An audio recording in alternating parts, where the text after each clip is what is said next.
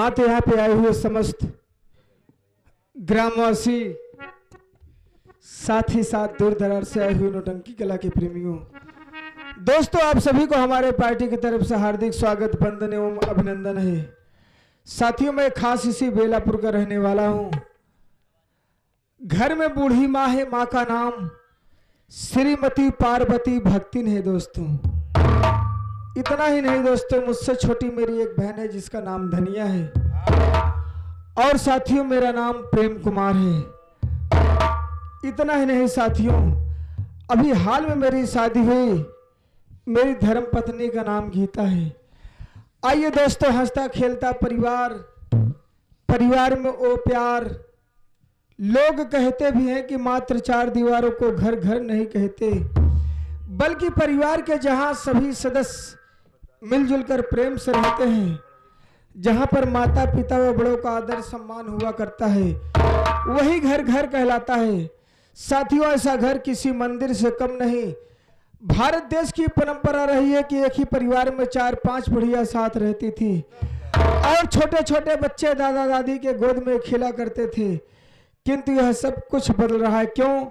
क्योंकि सहनशीलता का अभाव और असहनशीलता हावी है, जिससे इंसान के दिल और दिमाग में हर समय ईर्ष्या, द्वेष का नफरत भरा पड़ा हुआ है। आइए दोस्तों, ये जो मेरी शादी हुई है साथियों, दहेज न मिलने के कारण मेरी माँ हर समय मेरी धर्म पत्नी गीता को कोसती रहती है। मैं जब भी घर जाता हूँ तो हर समय माँ की शिकायत मुझे गीता बताती है।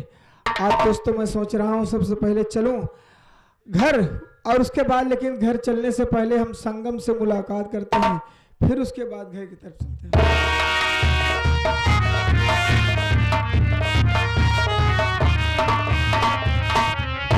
तो क्या हो गया अभी?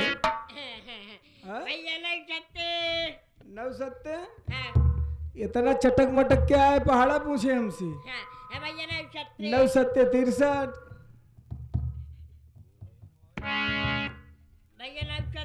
63 में हम यही कहा थे। फिर क्या कहा था? हम यही कहा थे तो फिर क्या कह रहे हो? जैसे एक समधी से मिलते हैं, का बात समधी से मिला तो तुम पहाड़ा ही पूछे लगा थे कि नवसत्य बताओ समधी भाई कितना बाबा। हाँ। अबे कहते हैं भाई साहब नमस्ते कि नवसत्य? हाँ भाई साहेब, हाँ नमस्ते नमस्ते। और भाई अच्छा बच्चा बा? हाँ, 6 बच्चा है, लेकिन सब तोहर नहीं यहाँ समय सब डाड़ा के अंदर करे है, सवेरे ढिलवाई दे, सब चले चले जाती। हम कहे भैया और बतावा बधिया बा? बधिया नहीं साला, बाउंडी के महा बाउंडी निकली है। अबे बतावे बढ़िया है कि बधिया है सब? हाँ ये भैया अच्छा ये बतावा भैया, जौन मरचवा में दिखे रहा है, हाँ, फाट गया होई?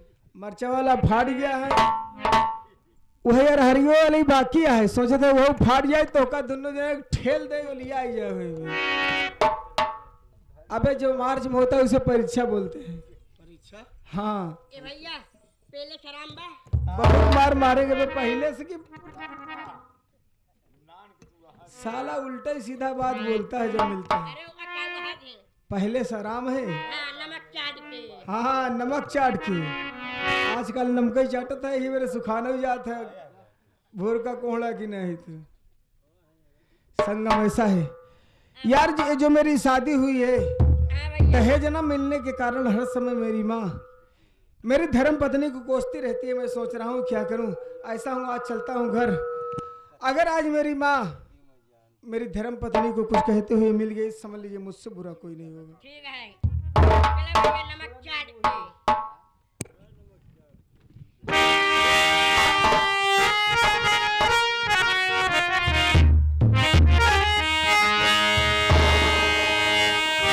साथियों, एक दिन की बात है, पति और पत्नी आपस में बहुत ही प्यार था। और साथियों, अरे पता हो जाए यार,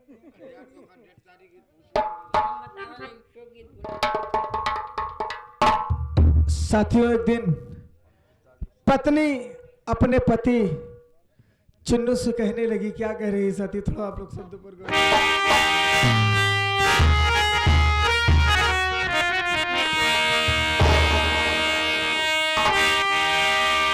छोरा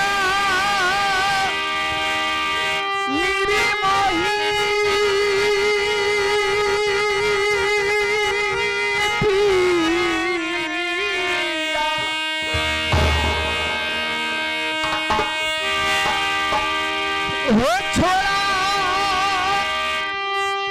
मेरी मोही पिया अचिरा को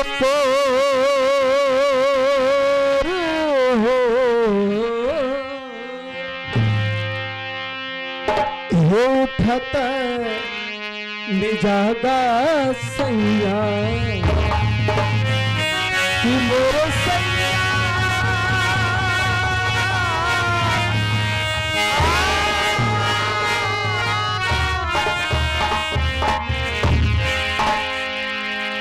हो उठत निजागा सैया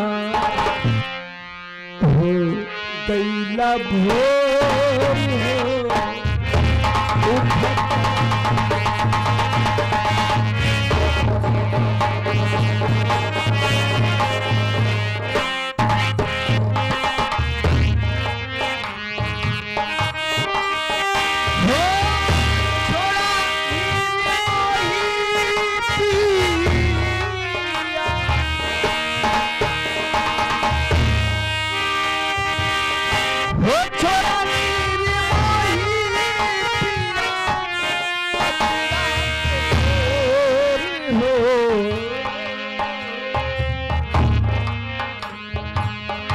उठत देखा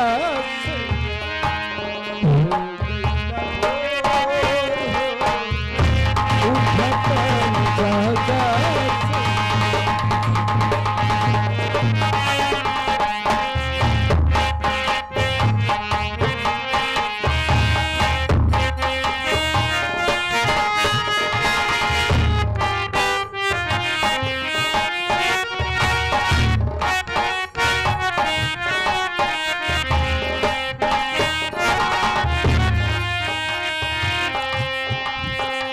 हो छिप गई चंदा छिपल चंदा के तारे पीतल रेया तुझे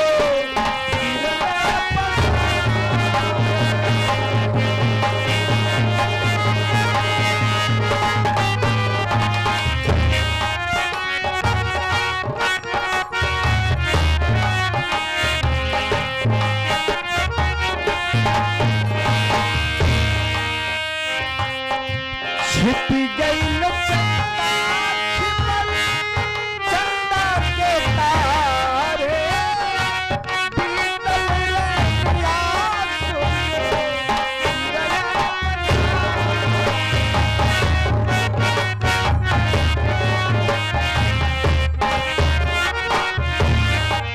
हो बगिया में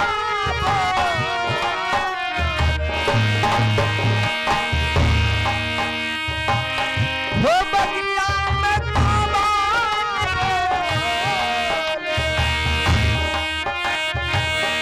बलवा में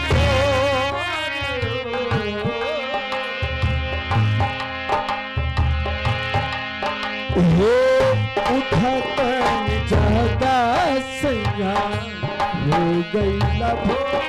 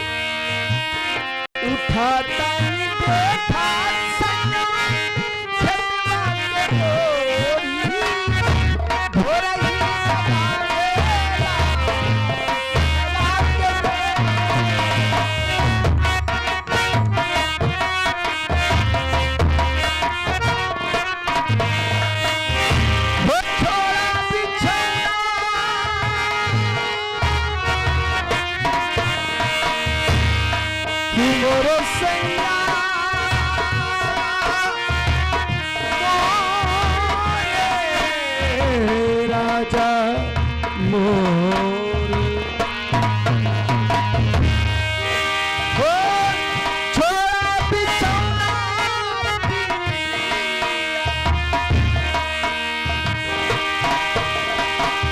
हो छोड़ा बिछौना पिया दे हम उठतन जाना सैया हो गईला भोर।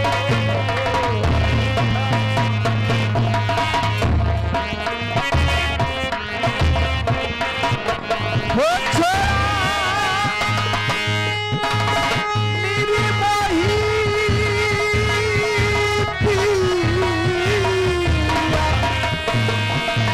अचिरा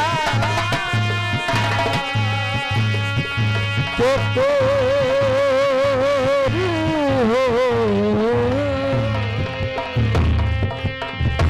हे उठत निजादा सैया हो गई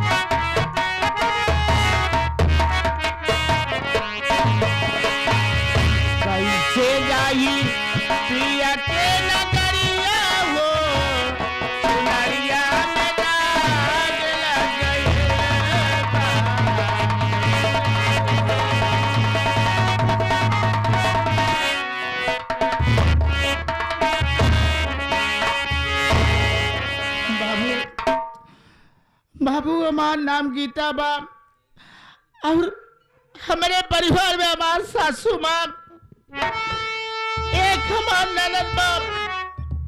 जब से अभी घरे में आई जब से अभी घरे में आई आज तक सबूत की रोटी खाई के हम नहीं पाए कहीं खाई के नहीं पाए कि अभी घरे में दहेज लेके नहीं आए।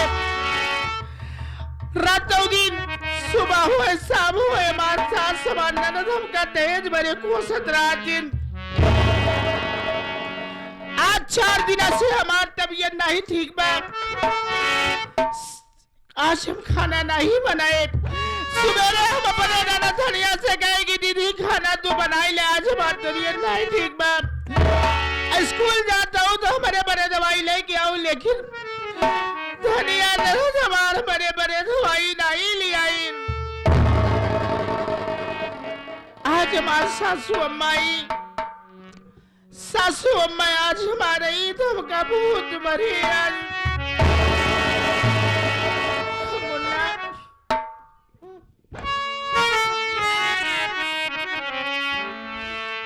मुन्ना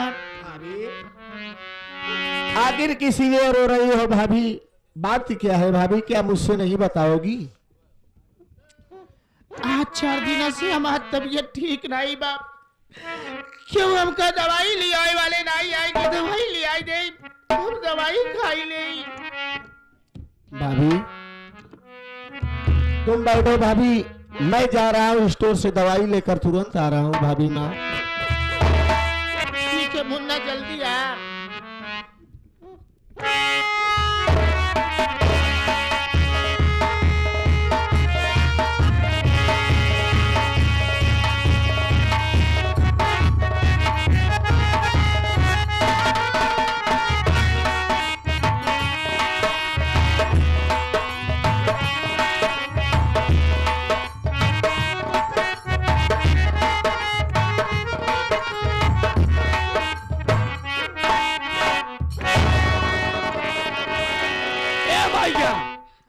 देखा तोहरे महारानी है यह बैठी यहाँ।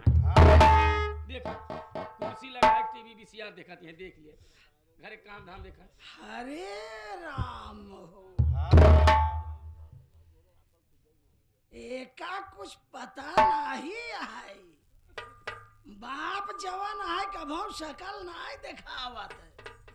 हाँ अपुआ देखा राज रानी बन के बैठी है। ई बेशरम का चली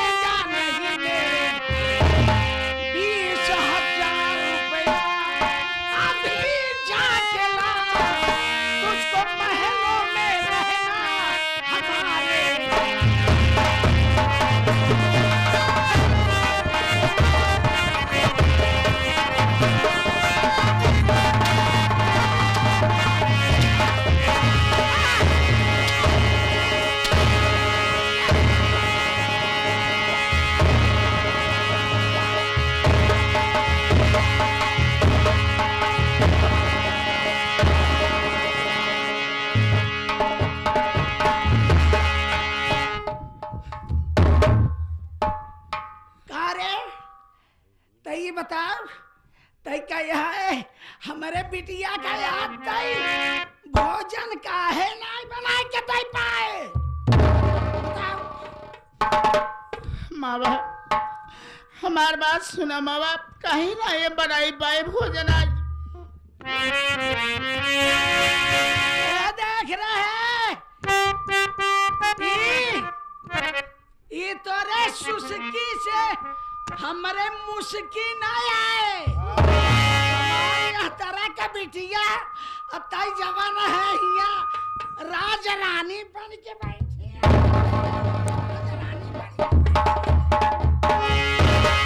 नहीं माँ हम राज रानी बन के नहीं बैठी है। हमार बात सुना माँ।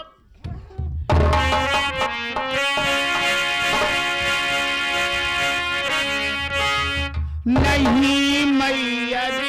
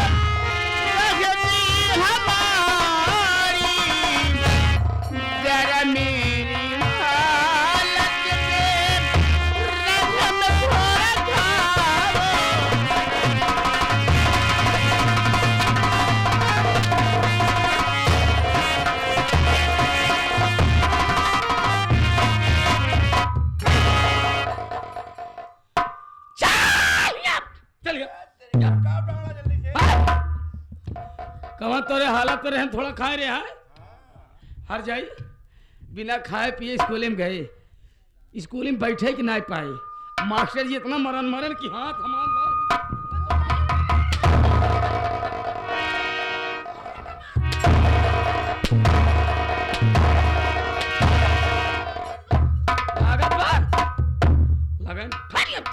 चलिए खाना कहा नहीं बनाए रे आखिरी बतावा दीदी अगर ऐसे तू लोग मरबूत कह दी ना हमरा हर जाए नहीं तुम मर जा चाहिए कि हमसे ऐसी मतलब नहीं रे नहीं खाना कहा नहीं बनाए बनाए बस ये बताओ तुम्हारी सब सवेरे कहेला कि दीदी लौटू स्कूल से तो हमारे बड़े दवाई लेके आओ बड़े बड़े का भावा है क्या कहे है ऐसे अगर मरबूत कई दिन हम चला हम तो मर जा तो अपन सहुर बना देखे रे बिटिया हमार यहाँ तरह के पढ़त लिखत है तोरी की ना कनो अनपढ़ गंवार नहीं है लेकिन कहीं एक टुका रोटी ना दे सके रे एक टुका रोटी ना दे सके और कुतुर बोलत चली जाता है